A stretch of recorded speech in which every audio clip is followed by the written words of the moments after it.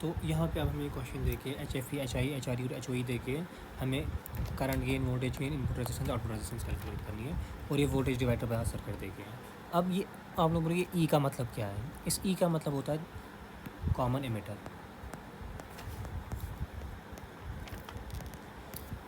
तो ये कॉन्फ़िगरेशन है कॉमन एमिटर की, ठीक है।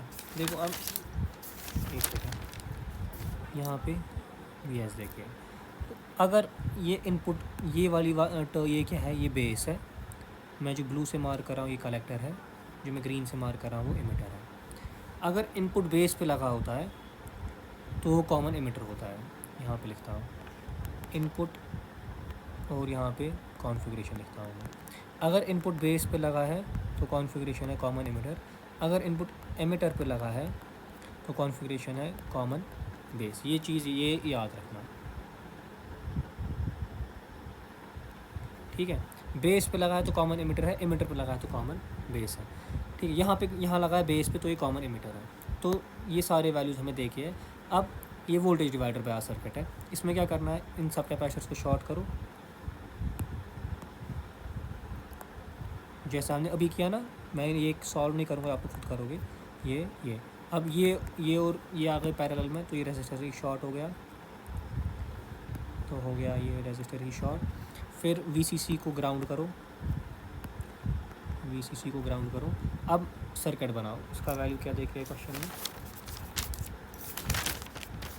Question 1K। तो अब क्या आएगा, ये आएगा VS यहाँ पे, ये आएगा 1K। फिर ये दो रेजिस्टर आएंगे पैरेलल में। फिर यहाँ पे BJT का हाइब्रिड मॉडल आएगा ऐसे जो हमने बनाया। ये आएगा HI, ये आएगा plus minus HR into V2, इसमें आएगी minus HF into I1 plus minus 1 divided by H0 into V2, 1 divided by H0। और यहाँ पे 4.7K RC और ये 8.2K, और यहाँ आएगा प्लस माइनस V0 जो V2 के बराबर होता है जो हमने किया। तो ये सारे यहाँ पे ग्राउंड है। तो अब क्या है, AV, AI, RI और R0। अब जैसे हमने डिराइवेशन की ना पूरी, यहाँ पे मत आप देखो AV की फार्मूला मत याद रहेगी इतनी फार्मूला किसी को, सीधा डिराइवेशन करनी है। AV क्या होता है, voltage gain which is V2/V1। V2 किसके बराबर है, load into RL divide by V1 होता है I1 इंटू RI। अब AV निकालने के लिए मुझे पहले RI चाहिए, तो RI किसके बराबर होता है, V1/I1 के। तो निकालेंगे वहाँ से AI किसके बराबर होता है, करंट गेन होता है IL डिवाइड बाई I1 के। R0 के लिए 3 स्टेप मैंने बोले थे वो करने हैं और आंसर निकालना है। तो ये सेम एनालिसिस जो हमने की ना वही करनी है, बस अब यहाँ पे वैल्यूज़ देखे। अब देखो इंटरेस्टिंग केस कहाँ बनता है, इंटरेस्टिंग केस बनता है यहाँ पे जो एग्ज़ाम में पूछा जा सकता है, ठीक है। ये बहुत अच्छा क्वेश्चन है, अगर मैं टीचर होता ना मैं यही क्वेश्चन एग्ज़ाम में देता, ठीक है। तो यहाँ पे देखो, यहाँ देखिए मुझे HFE, HI, HRE, HOE, फिर बोल रहा है V0/VI, मतलब V0/VI निकालो, V0/VS निकालो, इनपुट आउटपुट रेजिस्टेंस निकालो। तो मैं बोलता जैसे AI की फार्मूला क्या हमने निकाली थी अभी ऊपर, तो यहाँ AI ने निकाला, यहाँ AV निकालना है। AV की फार्मूला हमने क्या निकाली ऊपर,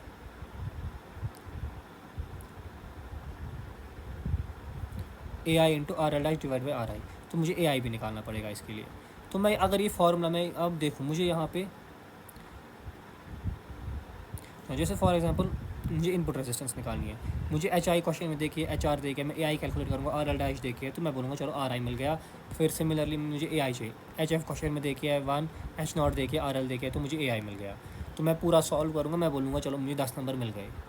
तो क्या आपको 10 नंबर मिलेंगे, इसमें दिमाग लगाओ एक बार, सोचो कि यहाँ पे क्या ट्विस्ट है। तो यहाँ ये ट्विस्ट है कि जो बेस है वो ग्राउंड करके है, तो बेस पे इनपुट ही नहीं लगा है। तो ये क्या कॉमन एमिटर कॉन्फ़िगरेशन है, ये नहीं है। कहाँ लगा है, एमिटर पे इनपुट लगा है, यहाँ पे VS लगा है। जब एमिटर पे इनपुट होता है तो कॉन्फ़िगरेशन होती है कॉमन बेस की, मगर यहाँ पे वैल्यूज़ तो मुझे कॉमन एमिटर के दिए हैं, तो मैं तो आंसर ही नहीं निकाल सकता हूँ। तो उसके लिए मुझे कन्वर्जन होता है। अगर मुझे एमिटर के वैल्यूज़ देखे हैं और मुझे बेस के वैल्यू चाहिए, तो एच आई और बेस का जो कन्वर्जन है वो H I divide by 1 plus H F E, H I और एच एफ ई दे के तो एच आई बी मिल गया। फिर एच आर बी की ये फार्मूला है, मिल गया। एच एफ बी की ये फार्मूला है, वैल्यू मिल गया। एच ओ बी की ये फार्मूला है, वैल्यू मिल गया। फिर बाकी से जो किया था ना सेम एनालिसिस वही है, करंट गेन की फिर फार्मूलाज लगानी है। अब वहाँ एच एफ ई था, यहाँ पे अब एच वहाँ क्या था एच एफ ई, यहाँ बनेगा एच एफ बी, और एच एफ बी का हमने वैल्यू ऑलरेडी कन्वर्ट किया है। अब बस वहाँ पे वहाँ ई था, यहाँ पे अब बी से रिप्लेस करना है, वो सारे वैल्यूज़ निकालना है। ठीक है, तो अब इम्पॉर्टेंट क्या बन गया आप लोगों के लिए, ये 4 फार्मूलाज याद करना। ये एक फार्मूला, ये हो गई दूसरी फार्मूला, ये हो गई तीसरी फार्मूला, ये हो गई चौथी फार्मूला। तो ये 4 फार्मूलाज याद करके ही जाना पड़ेगा। ठीक है, तो एक और चीज़ लास्ट ईयर की शायद पेपर में आई है, मैं वो आप लोगों को ये देख लेना, ये सारे न्यूमेरिकल्स। ठीक है, वो है ये कलेक्टेड डीसी फीडबैक कॉन्फ़िगरेशन, ये शायद लास्ट ईयर के पेपर में आया है, तो लास्ट ईयर 2019 के बैच में। तो कलेक्टेड टू डीसी फीडबैक की सर्किट डायग्राम होती है ऐसी, इस पर बोल रहा है ये एसी एनालिसिस करो यूज़। इसमें मैंने आरई मॉडल यूज़ किया है, आप लोगों को हाइब्रिड मॉडल भी यूज़ करने को बोला जा सकता है। बस इसमें एक ये, अगर ये सर्किट बनाना आ गया फिर आप कुछ भी कर सकते हो। तो अब हम ये सर्किट देखेंगे। तो आता हूँ 2 मिनट रुको। तो यहाँ पे देखो, ये वीसीसी है, हमें वीसीसी को करना होता है ग्राउंड, तो लो कर दिया ग्राउंड। कैपेसिटर्स को करना है शॉर्ट, तो लो ये शॉर्ट, ये शॉर्ट और ये शॉर्ट। देखो अब इनपुट में मेरा वी आई लगा है, फिर ये देखो ये RF1 हो रहा है, यहाँ पे है ग्राउंड, हो रहा है ग्राउंड। तो ये लो ये इनपुट लगा है वी आई, RF1 हो रहा है ग्राउंड। अब बोलेंगे हम RF2, वो भी जा रहा है यहाँ। तो अब ये RF2 जो है, क्या ये मैं इनपुट में लगा रखूँगा, क्या ये मैं आउटपुट में रखूँगा, बस इतना ही ट्विस्ट है। ये कलेक्टर पे लगा है और कलेक्टर पे हम क्या लेते हैं आउटपुट। तो ये इसकी एक वायर है और दूसरी वायर कलेक्टर पे जुड़ी है, तो ये आउटपुट लूप में लगा है, तो इसको मुझे यहाँ पे नहीं रखना है। तो आर ई मॉडल क्या है, बीटा टाइम्स आर ई लगाया, फिर करंट सोर्स लगा beta times I B, output resistance लगाया और नॉट जो आइडियली इन्फिनिटी होती है, तो ये हम लगाने की ज़रूरत भी नहीं है। फिर RF2 लगाया, फिर RC यहाँ पे है ग्राउंड, लगाया RC, फिर है V0, फिर है V0। फिर इनपुट इम्पीडेंस क्या आएगा, दिस पैरेलल दिस, तो आउटपुट इम्पीडेंस क्या आएगा Z आउट, वो आएगा दी 3 resistance in parallel. Voltage gain क्या आएगा, output voltage by input voltage, तो वही यहाँ पे जो हमने RE मॉडल में फिर एनालिसिस की थी ये वही है। फिर उस पर एक न्यूमेरिकल और ये न्यूमेरिकल आया है शायद एग्ज़ाम में। ठीक है, तो ये आया था एग्ज़ाम में।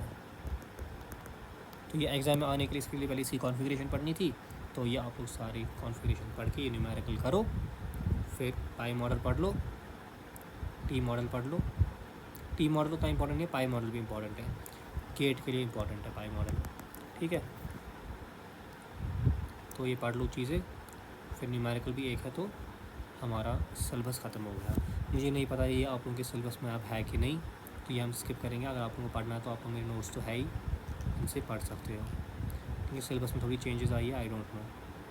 तो ये आप पढ़ लो, इस पर सारा सिलेबस है आप लोगों के लिए। Thank you. तो यहाँ पे हमारी ये प्लेलिस्ट एंड होती है एनालॉग सर्किट्स की। अगर टाइम मिला तो तब जाके वो मैं सिलेबस चेक करूँगा, तो उसके बाद हम बाकी टॉपिक्स कवर करने का सोचेंगे if time permits. Thank you.